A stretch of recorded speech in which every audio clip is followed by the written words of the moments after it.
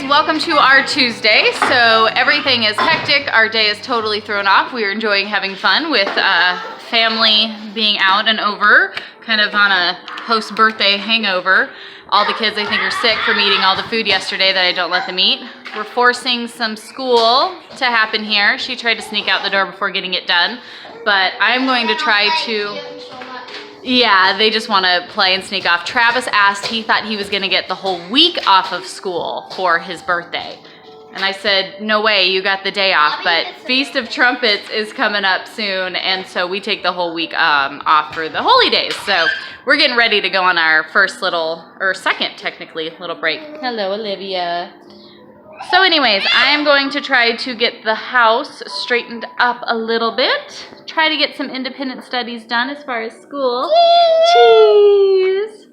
And yeah, try to get everything done real quick before everybody shows up and we have to be doing all of that and enjoying in that way. So Andy the rooster is still hanging in there. He's outside getting some fresh air right now. Thank you all for your love and prayers.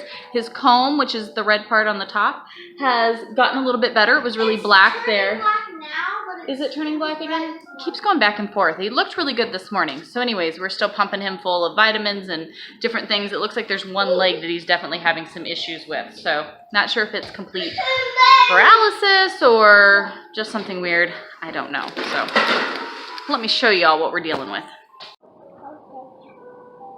Oh, yeah? Okay, what else should I write? Good. She's giving you some suggestions. Yeah. Okay, I'll write it. Move that away. I love how I work so hard to get the house cleaned up, and then family comes over and they bring all the stuff that you never in a million years let your kids eat. It's so delicious. So back to straightening up counters again today, breakfast dishes. Look it. Ah.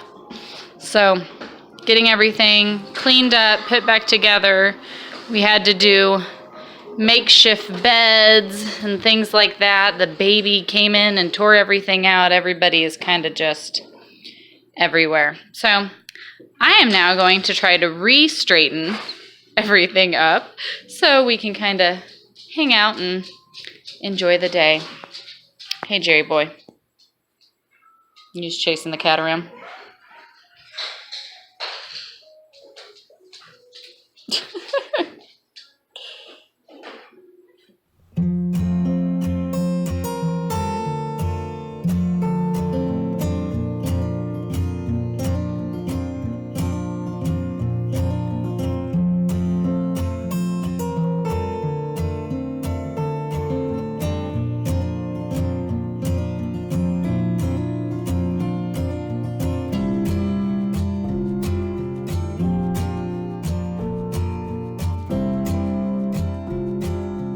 All right, what did you find? I found a big mushroom. I'm pretty sure it's Look at that thing.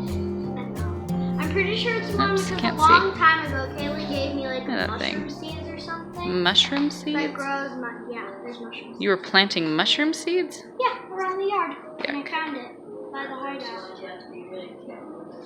Very cool. And then we got this crazy egg. One of our chickens is not, she's needing some more calcium. So if you guys can tell, it's squishy. It's not hard. So the egg's still good. The shell is just squishy. Yeah. So I'll probably go ahead actually and bust this one open and give it to Andy because he could use that. But yeah, it's got like, the hard part is just kind of like a dust on it and it's squishy. Crazy. So on Shaun the Sheep, they have one of these. So their aunt and uncle that came to visit brought them all little goodie bags with these little paddle balls that the kids are trying desperately to figure out. All right, you gonna show us? Watch it. It's going fast. See that? Yeah. That has like... Then when it jumps, you feel like you want to jump. Yeah. So sometimes you just gotta jump along with it. You are by a lot of glass. Can we maybe not do this right here? Where? Yeah. Zoe likes it. I bet Zoe does love it. And then I'll do it up here. I'll do it up. Ooh, yeah.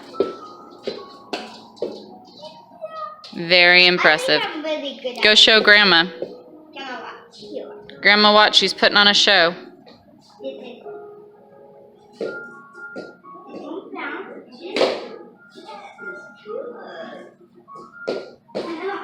I'm back 16 for when I go to Mossy. And I'm going to do it up. I still like. Wow. Watch your face, Grandma. I'll just do it over here. Wow.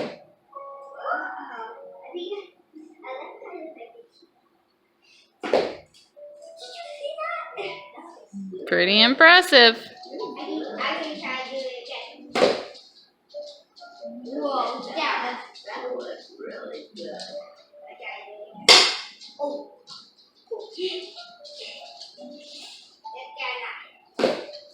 At least I didn't hit the ball. I did hit the ball. Well, there you go. I'm going to show Lily. They watch. This is a Oh. So he goes, what? Unstab the ball all the time, so it just comes out. Yeah, Olivia ripped the ball out of Lily's. In the movies, it looks so easy. Yeah, not so much in real. They had to do lots of practice. Lots of practice. So you got to up your practice time? One day, they probably missed a dumb, but now that they got used to it, They're really good. So you'll be a paddleball pro here in a little bit.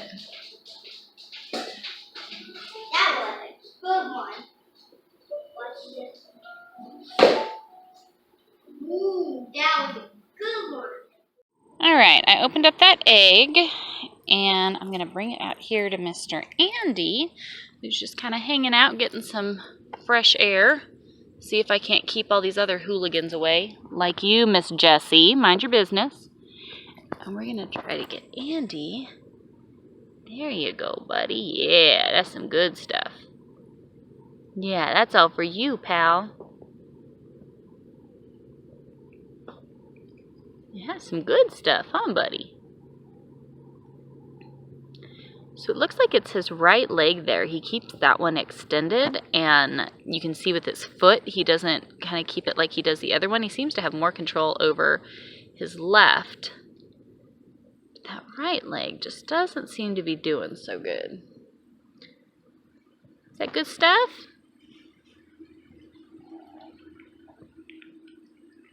There you go. But he's eating well. He's not drinking quite as well. We've been having to force him to drink a little bit. Hey, bud.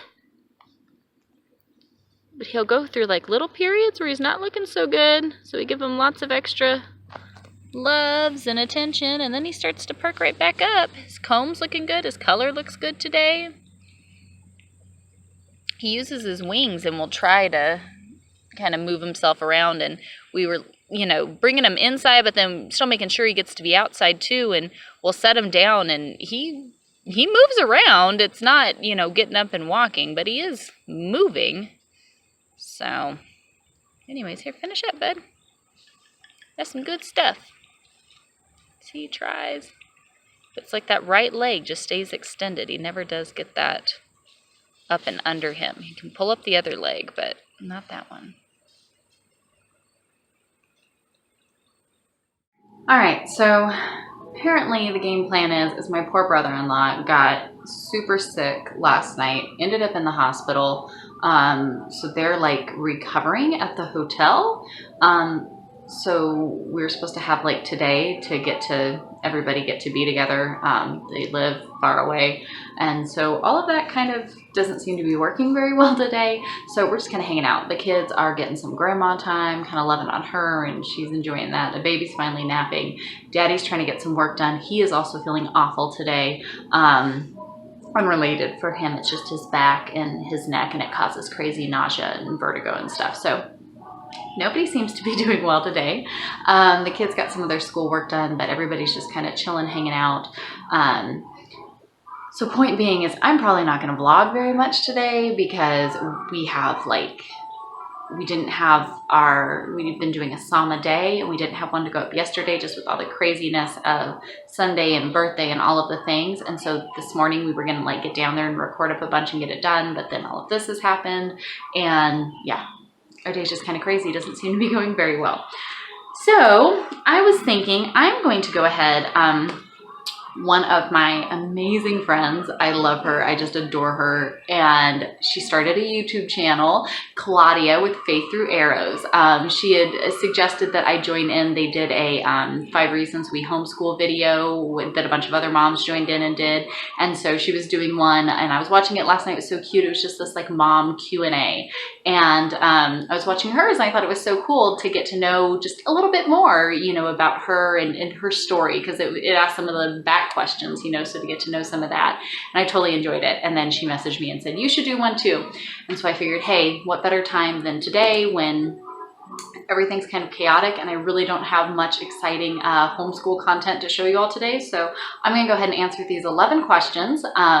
It was really cool. And I'll put a link down in the thing to her video and then to the other moms who did it as well. They have them all on a playlist, so you guys can check it out. But I thought this was a cool little way to get to know, you know, one another better. So I'm going to share my answers with you guys. You guys can know a little bit more about, you know, us and my, you know, journey as a mom, I guess. And then I'd love to hear from you guys too. So you can comment down below and share your stuff. But first question, how did you meet your spouse? Brandon, we had met, we went to the same school, and I knew a lot of his friends, but I didn't really know him.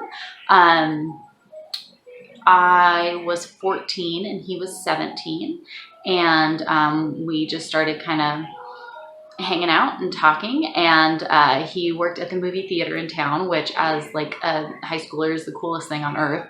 And we come from a little town that literally has no other anything, so that was a pretty big deal. And so him and my friend, we started kind of hanging out, and he would always invite us to movies and, you know, hey, you want to come? And, you know, so we'd go and kind of hang out and do that. And then he had asked me out officially, and January 12th of 2001, very, very big day. And I remember not being sure because my friend really liked him. And so I was like, I don't know. And I remember talking to her about it, and he was like, yeah, I don't like her. I like you. I just keep inviting both of you because, you know, she's your friend type of a deal.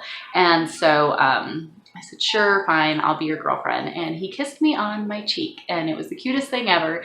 And we have been together literally ever since. So that was, what year are we in? That was 18 and a half years ago. It's been a long time.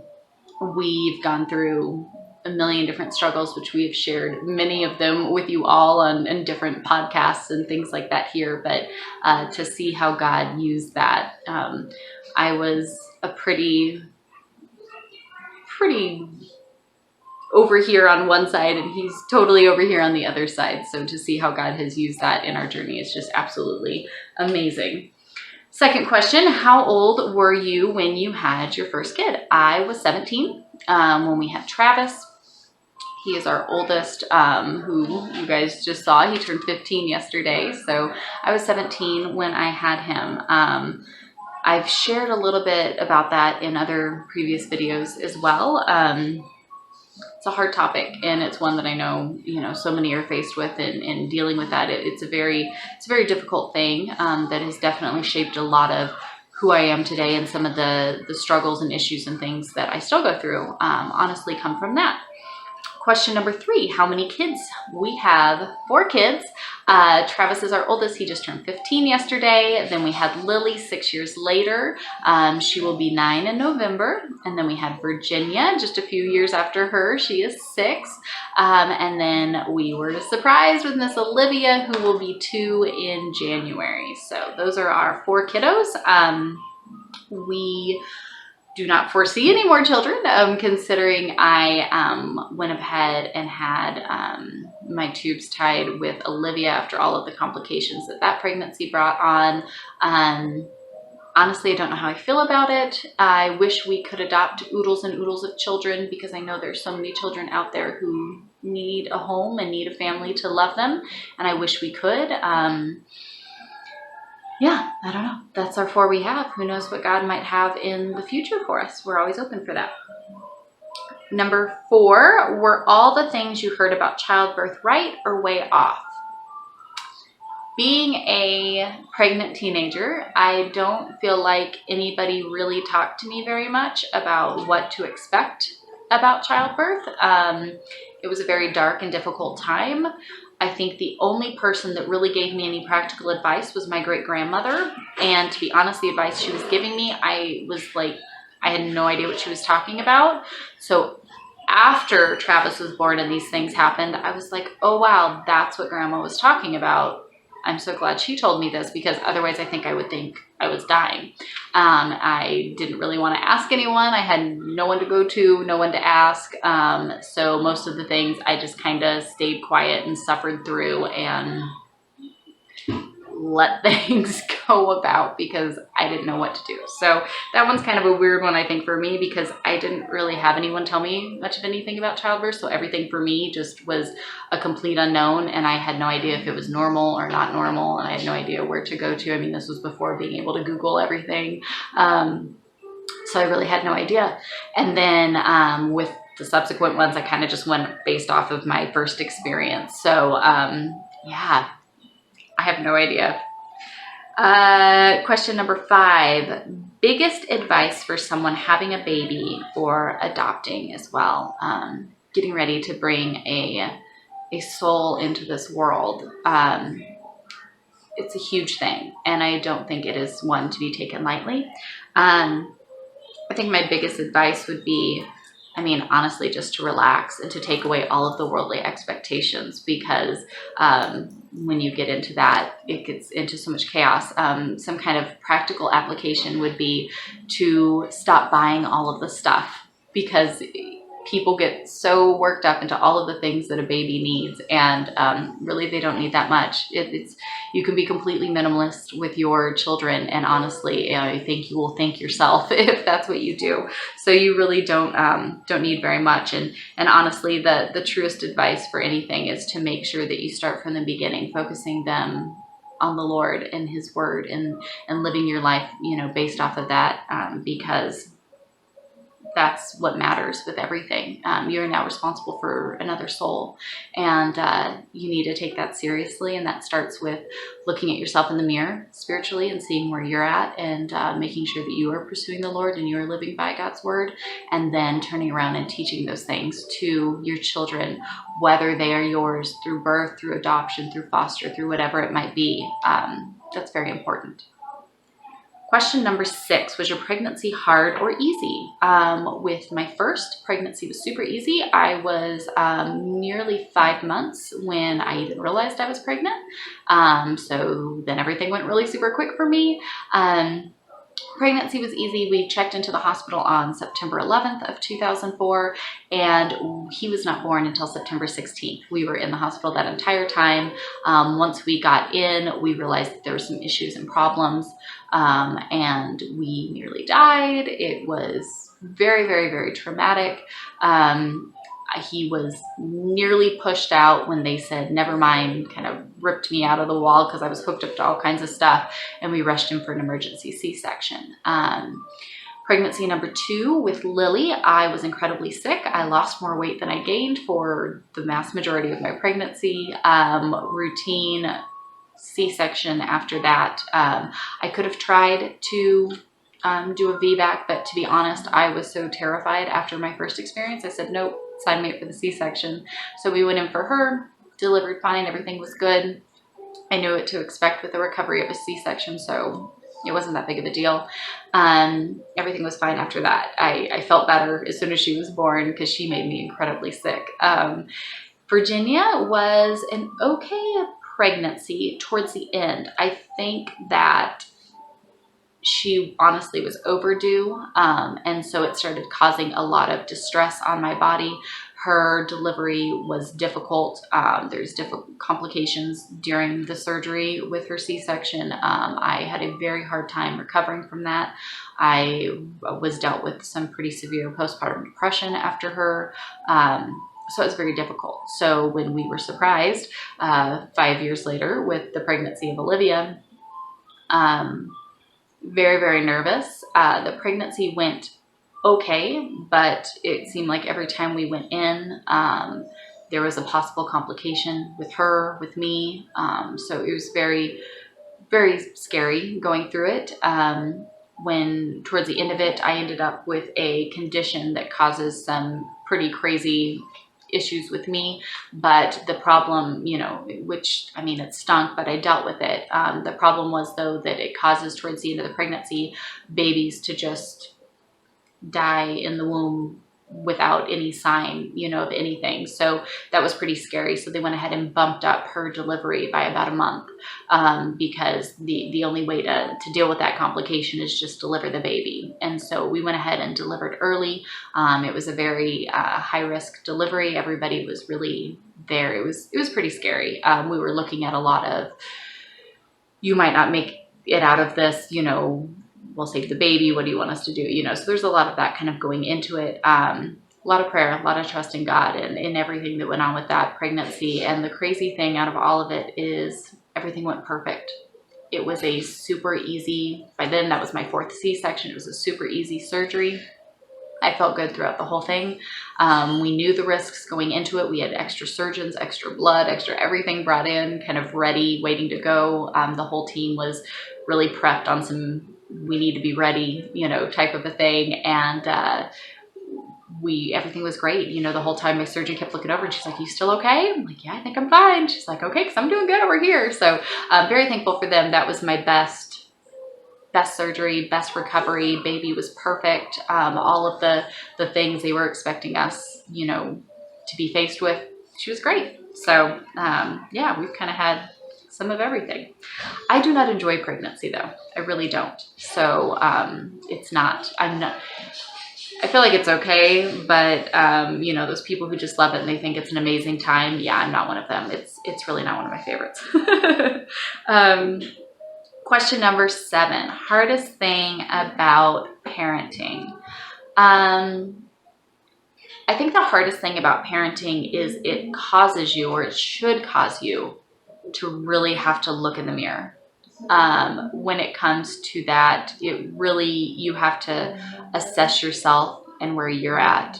It's so quick and so easy to jump at our kids when we see them doing stuff that is bad. It is not what we want to see from them. It is so easy to jump on them, and the unfortunate reality there is they're most of the time doing the things that you are showing them, that you are leading by example and doing. And so I think the hardest thing is really having to stop and look back at yourself, to assess your life, hold yourself up to God's word and see where you're at, before you go into trying to fix these things with your kid.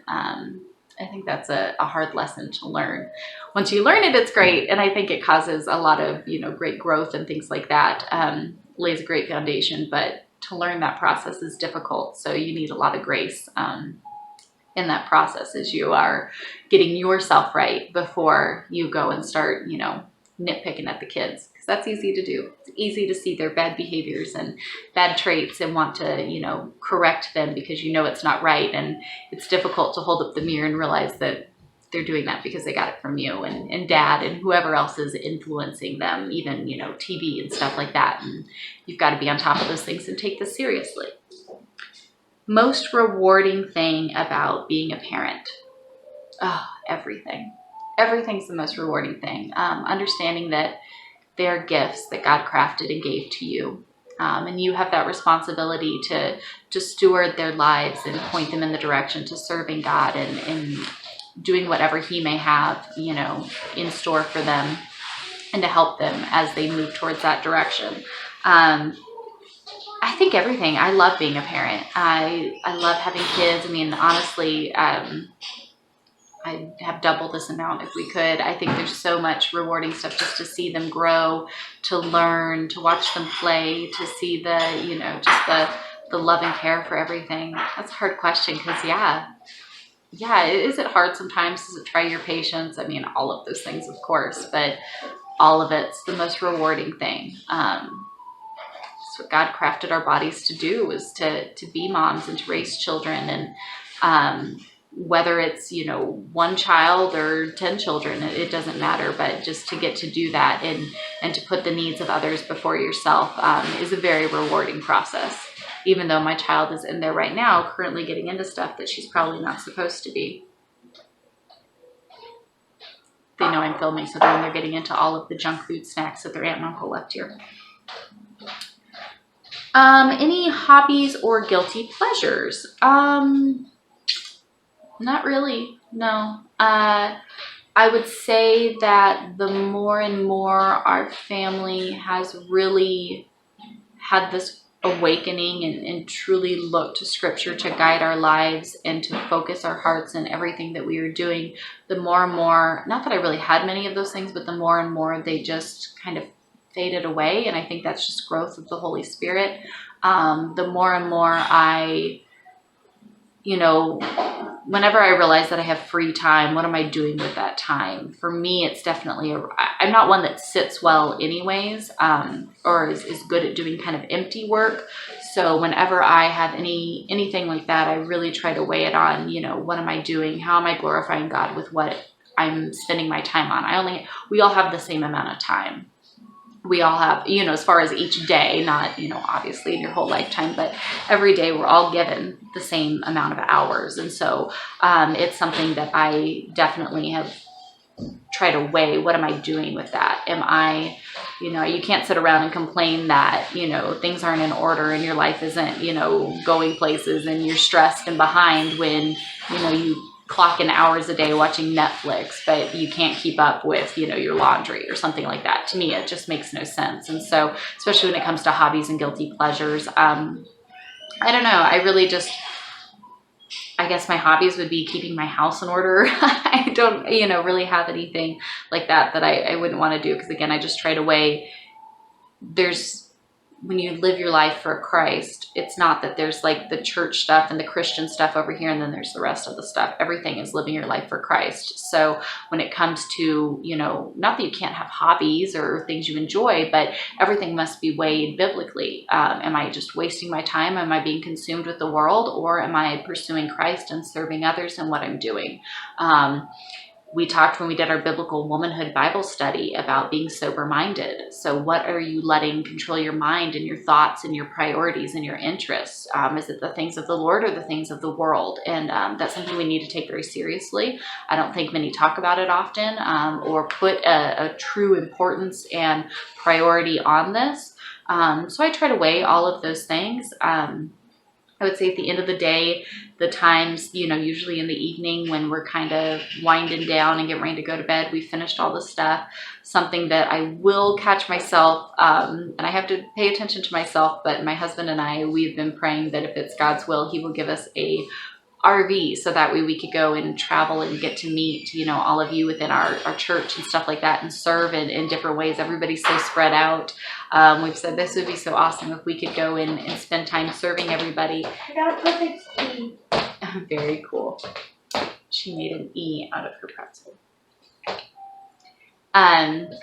So sometimes my husband and I in the evening when we're kind of winding down, getting ready to go to bed, we will watch on YouTube tours of mobile homes too, I'll do it, but motorhomes, fifth wheels, camper trailers, you know, things like that. And so sometimes we will catch ourselves having done that for too long and we're like, okay, we need to go to bed. We need to stop watching these.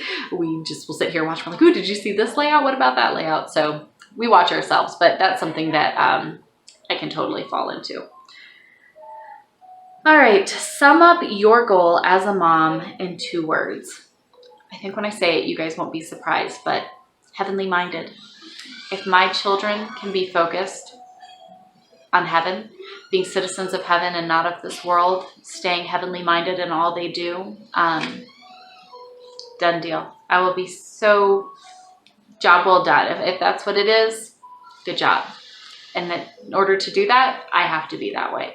I have to be focused on the things of heaven. I am not a citizen of this world. I'm a citizen of heaven. And those are the things that I think about and I prioritize and I focus on and I work towards. So favorite family memory is the 11th question. Favorite family memory, my favorite day of my life was one, we were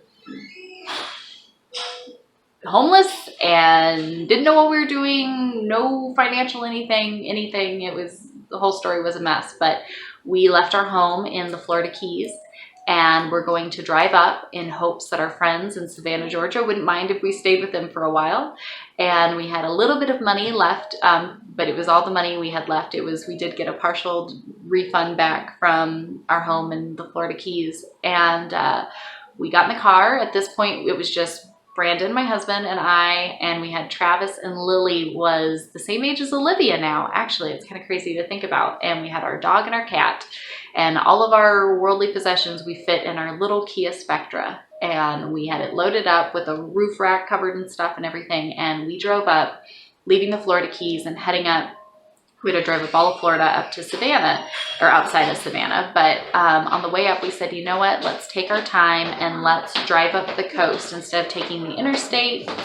So instead of taking the interstate, we took this highway that goes up the whole coast, and we just drove with the music playing, the windows down, watching the ocean. We stopped when we wanted to stop. We ate when we wanted to eat.